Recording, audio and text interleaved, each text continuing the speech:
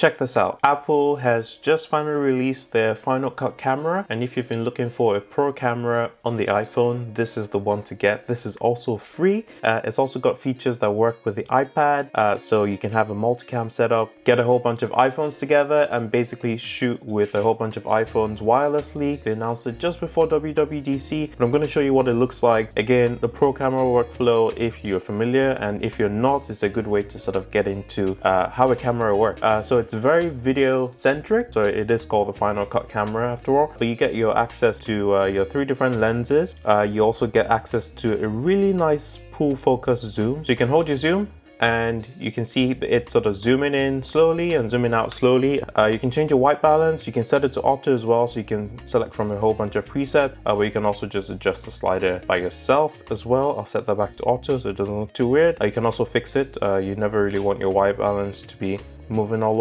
over the place when you're recording a video. Change your exposure. This is really neat too. It stays when you change your exposure. It's a lot nicer than the sort of stock camera app where you have to hold on focus until it sort of fixes itself. Now you actually have some indicator to sort of show you what exposure you're setting it to. You can also lock that. You can change focus, so you can rack focus, which is really nice. You can do it slowly, and you can go all the way and go to infinity focus, which is really nice as well, and set it back to auto. And then the last one here, I think, is just to lock the orientation of the device. But we do have some other cool stuff over here. So apart from the record button, you can easily change your resolution, frame rate, HDR if you want to record in HDR or not, or SDR, Rec 709, and you can record in HEVC or ProRes RAW. We also have some other cool things which I am really happy about. You can turn on the grid, which I've turned on. You can also put on the overexposure indicator and also focus beacon. So as you can see, if you can see that, you've got a lot of white stripes, or rather red lines over the screen over there, and that's because it's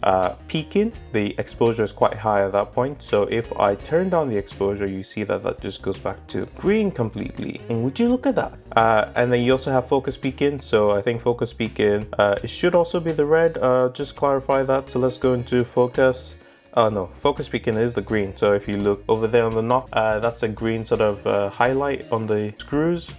And then I'll just go out of focus completely, and let's see if we can go back into focus. But yeah, that's a focus beacon as well. And this camera app is great, Final Cut camera, so definitely do give it a try. If you're making any videos, Apple always brags that they now make their events on the iPhones, and I can see why or how they could be doing that with this app. It's still not quite the same as a pro camera, definitely not, but good way to start to learn about how cameras work. All right, that's been it. That's been me. See you later. Bye.